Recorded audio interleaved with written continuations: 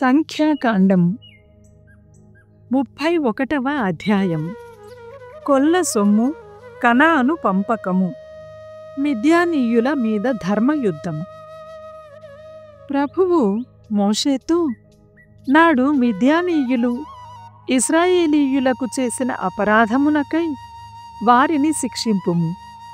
అటు పిమ్మట నీవు నీ పితరులను చేరుకొందువు అని చెప్పెను. కనుక మోషే ఇశ్రాయేలీయులతో, మీరు యుద్ధమునకు సన్నాహములు చేయుడు. యావే పక్షమున మిద్యానీయులతో పోరాడి వారిని శిక్షింతము. ఒక్కొక్క గోత్రము నుండి 1000 మందిని యుద్ధమునకు పంపుడు అని చెప్పెను. కనుక ఇశ్రాయేలీయులు ఒక్కొక్క గోత్రము నుండి 1000 మందిని ఎన్నుకొనగా మొత్తము 12,000 మంది యుద్ధమునకు సంసిద్ధులైరి. యాజకుడగు ఎలియాసరు కుమారుడు ఫీనెహాసు నాయకత్వమున మోషే వారినందరినీ యుద్ధమునకు పంపెను. పరిశుద్ధ పాత్రములను, యుద్ధమున ఊదు బాకాలును ఫీనెహాసు వశమున ఉండెను. వారు యావే ఆజ్ఞాపించినట్లే మిద్యానీయులను ముట్టడించి వారి పురుషులనందరినీ చంపివేసిరి. వారి 5 రాజులకు ఎవి, రేకెము, సూరు, హూరు, రేబా అనువారిని కూడా సంహరించిరి. బెయోరు కుమారుడగు బలామును కూడా వధించిరి. ఇశ్రాయేలీయులు మిద్యానీయుల స్త్రీలను, బిడ్డలను చెరగొనిరి. వారి పశువులను, మందలను, వారికి కలిగిన యావత్తును స్వాధీనము చేసుకొనిరి. వారి సొత్తును కొల్లగొట్టిరి. వారి పట్టణములను, శిబిరములను, ఊళ్లను బూడిద చేసిరి. ఆ రీతిగా ఇశ్రాయేలు యోధులు చేతికి చిక్కిన కొల్ల సొమ్మును, స్త్రీ పురుషులను, పశులను మోషే, ఎలియాసరు మరియు ఇశ్రాయేలు సమాజము వసించు తావునకు కొనివచ్చిరి. అప్పుడు వారు యెరికో చెంత యొర్దానునకు ఎదుట మోవాబు మైదానమున విడిది చేసి ఉండిరి. స్త్రీల వధ, కొల్ల సొమ్మును శుద్ధి చేయుట. మోషే, యాజకుడు ఎలియాసరు, సమాజ నాయకులు శిబిరము నుండి వెడలివచ్చి యుద్ధవీరులకు ఎదురుబోయిరి. కాని 100 కొలది, 1000 కొలది ఇశ్రాయేలు సైనికులకు నాయకులైన సైనికాధికారులను చూచి మోషే మండిపడెను. మీరు ఈ స్త్రీలను ప్రాణములతో బ్రతుకనిచ్చితిరా? బలాము దుర్బోధలకు లొంగి నాడు పెయోరు నొద్ద మన ప్రజలు ప్రభువును విడనాడునట్లు చేసినది ఈ స్త్రీలే కదా.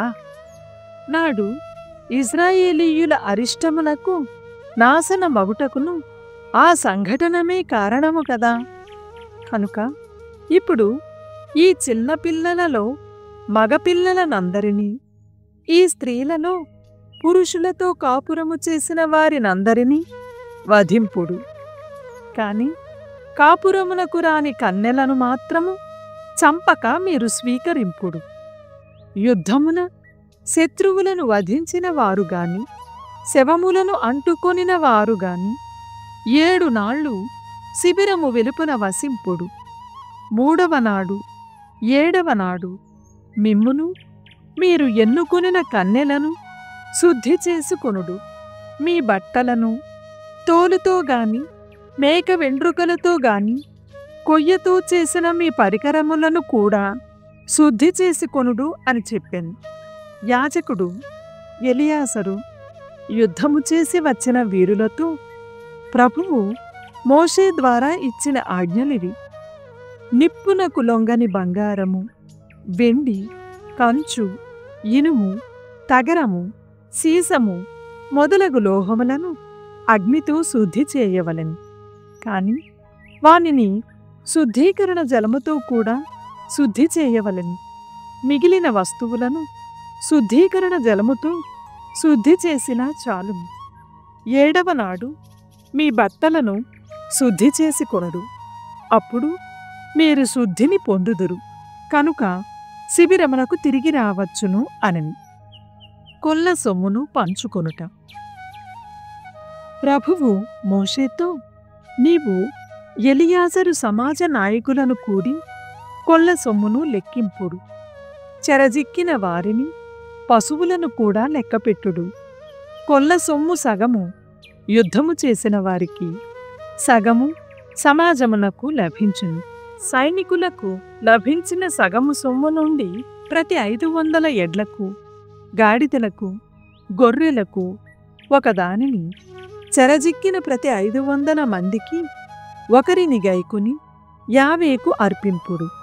అది యావేకు కానుక సొమ్ము. ఈ సొమ్ము ప్రభువునకు ముట్టుటకై ఎలియాజరునకు అప్పగింపుడు. ఇక సమాజంనకు లభించిన కొల్ల సొమ్ము నుండి ప్రతి 50 ఎడ్లకు, గాడిదలకు, గొర్రెలకు, మేకలకు ఒకదానిని, చెరజిక్కిన ప్రతి 50 మందికి ఒకరిని గైకొని ప్రభు మందసమునకు పరిచర్య చేయు లేవీయులకిండు అని చెప్పెను. మోషే ఎలియాజరులు యావే ఆజ్ఞాపించినట్లే చేసిరి. ఇజ్రాయేలు సైనికులు కొనివచ్చిన కొల్ల సొమ్ము వివరములివి. 6,75,000 గొర్రెలు, 72,000 పశువులు, 61,000 గాడిదలు, 32,000 మంది కన్యలు, 3,37,500 గొర్రెలు కలవు. వీనిలో ప్రభువు పాలు 675. వారికి లభించిన పశువులు 36,000. వీనిలో ప్రభువు పాలు 72. వారికి లభించిన గాడిదలు 30,500. దీనిలో ప్రభువు పాలు 32. కొల్ల సొమ్ము నందలి ప్రభువు పాలును మోషే ఎలియాజరునకు అప్పగించెను. సమాజమునకు లభించిన సగపాలున 3,37,500 గొర్రెలు, 36,000 పశువులు, 30,500 గాడిదలు, 16,000 మంది వ్యక్తులు కలరు. ఈ సొమ్ము నుండి మోషే 50 జంతువులకు ఒకటి చొప్పున, చెరజిక్కిన 50 మందికి ఒకరు చొప్పునను గైకొని ప్రభు మందసమునకు పరిచర్య చేయు లేవీయులకిచ్చెను. అది ప్రభువు ఆజ్ఞ. సమర్పణలు. ఇశ్రాయేలు సైన్యమున 100 కొలది, 1000 కొలది సైనికులకు నాయకులైన వారు మోషే యొద్దకు వచ్చి, మేము మా సైనికులనందరినీ లెక్కించి చూచితిమి. వారిలో ఒక్కడును హతుడు కాలేదు. యుద్ధమున మాకు లభించిన బంగారు నగలు, కడియములు, మురుగులు, ఉంగరములు, చెవి పోగులు, దండలు ప్రభువునకు కానుకగా కొనివచ్చితిమి. ఇక మాకు శుద్ధి చేయింపుడు అనిరి. మోషే ఎలియాజరులు వారు కొనివచ్చిన బంగారమును, ఆభరణములను స్వీకరించిరి. ఆ అధికారులు కొనివచ్చిన సొమ్ము 16,750 తులములు తూగెను. సైనికాధికారి కాని ప్రతి సైనికుడు తాను కొల్లగొట్టిన సొమ్ము తానే ఉంచుకొనెను. కాని సైనిక అధికారులు అప్పగించిన సొమ్మును మాత్రం మోషే ఎలియాజరులు ప్రభు మందసమునొద్దకు కొనివచ్చిరి. ఆ కొల్ల సొమ్మును చూచి ప్రభువు ఇశ్రాయేలీయులను స్మరించుకొనెను. ద్వితీయోపదేశకాండము 30వ అధ్యాయం. నేను పేర్కొనిన దీవెనలు, శాపములు నెరవేరి మీరు వివిధ జాతుల మధ్య చెల్లాచెదరైనప్పుడు ఈ సంగతులను జ్ఞప్తికి తెచ్చుకొనుడు. మీరు మీ సంతానం నేడు నేను మీకు విధించిన ఆజ్ఞలకు పూర్ణముగా బద్ధులై ప్రభువునద్దకు పూర్ణ హృదయముతోనూ ఆత్మతోనూ మరలి వత్తురేని ప్రభువు మీ మీద దయచూపును. ప్రభువు మిమ్ము వివిధ జాతుల మధ్య చెల్లాచెదరు చేసెను కదా, అచటి నుండి మిమ్ము మరలా తోడ్కొని వచ్చును. మీరు మరలా అభివృద్ధి చెందినట్లు చేయను. మీరు మిన్నులు పడ్డ చోట చెల్లాచెదరయ్యున్నను ప్రభువు అచటి నుండి కూడా మిమ్ము తోడ్కొని వచ్చును. అతడు మీ పితరులు స్వాధీనము చేసుకొనిన నేలకు మిమ్ము కొనిపోవును. మీరును ఆ దేశమును వశము చేసుకొందురు. ప్రభువు మీ పితరుల కంటే కూడా మిమ్ము అధిక సంపన్నులను అధిక సంఖ్యాకులను చేయును. ప్రభువు మీకును మీ సంతానమునకును విధేయాత్మకములైన హృదయముల నొసగును. మీరు అతనిని పూర్ణ హృదయముతో ప్రేమింతురు. ఆ నేల మీద చిరకాలము జీవింతురు. మిమ్ము ద్వేషించి పీడించు శత్రువుల మీదికే ప్రభువు ఈ శాపములన్నీయు దిగివచ్చునట్లు చేయును. కనుక మీరు మరలా అతనికి విధేయులగుదురు. నేడు నేను మీకు విధించిన ఆజ్ఞలెల్లా పాటింతురు. ప్రభువు మీ కార్యములెల్లా సఫలము చేసి మిమ్ము పెంపొందించును. మీకు చాలామంది పిల్లలు చాలా మందలు కలుగును. మీ పొలములు సమృద్ధిగా ఫలించును. అతడు మీ పితరుల పట్ల సంతోషించి వారిని పెంపొందించినట్లే మీ ఎడలను సంతృప్తి చెంది మిమ్ము కూడా పెంపొందించును. మీరు ప్రభువునకు విధేయులై ఈ ధర్మశాస్త్రమున లిఖింపబడిన అతని ఆజ్ఞనెల్లా పాటించి పూర్ణ హృదయముతో అతని యొద్దకు మరలి ఒత్తురేని పై దీవెనలెల్లా బడయుదురు. నేడు నేను మీకు విధించు ఈ శాసనము కష్టమైనదియూ కాదు, అందుబాటులో లేనిదియూ కాదు, అదెక్కడనో ఆకాశమున ఉన్నయట్టిది కాదు. కనుక మేము ఆ శాసనమును విని పాటించుటకు గాను ఎవరు ఆకాశమునకెక్కిపోయి దాని చెట్టుకు కొనివత్తురు అని మీరు అడుగనక్కరలేదు. అదెక్కడనో సముద్రములకు ఆవలనున్న అట్టిదియూ కాదు. కనుక మేము ఆ శాసనమును విని పాటించుటకు గాను ఎవరు సముద్రములు దాటిపోయి దానిని చెట్టుకు కొనివత్తురు అని మీరు అడుగనక్కరలేదు. అది మీ చెంతనే ఉన్నది, మీ నోటని మీ హృదయములోనే ఉన్నది. కనుక మీరు ఈ శాసనమును పాటింపుడు. 2 మార్గాలు. జీవమును మేలును కీడును మరణమును నేడు నేను మీ ముందట ఉంచుచున్నాను. ఈనాడు నేను మీకు విధించిన ప్రభువాజ్ఞలను పాటింతురేని అతనిని ప్రేమించి అతనికి విధేయులై అతని శాసనములెల్లా నెరవేర్తురేని మీరు పెంపు చెంది పెద్ద జాతిగా విస్తరిల్లుదురు. మీరు స్వాధీనము చేసుకొనబోవు నేల మీద ప్రభువు మిమ్ము దీవించును. కానీ మీరు ప్రభువును విడనాడి అతని మాట నిరాకరించి అన్యదైవములను పూజింతురేని తప్పక నశింతురని నేడు నేను నొక్కి వక్కాణించుచున్నాను.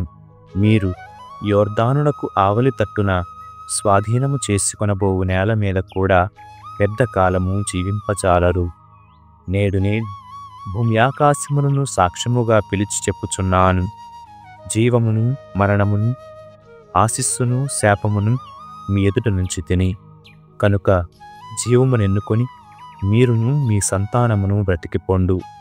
మీరు ప్రభువును ప్రేమింపుడు, అతనికి విధేయులు కండు, అతడే మీకు జీవనమని విశ్వసింపుడు.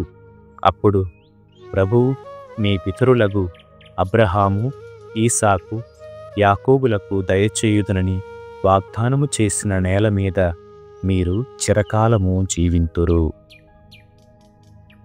116వ కీర్తన. మృత్యువును తప్పించుకొనిన నరుని వందన సమర్పణము. ప్రభువు నా మొర వినును కనుక నేను ఆయనను ప్రేమింతును. ఆయన నా విన్నపమును ఆలకించును.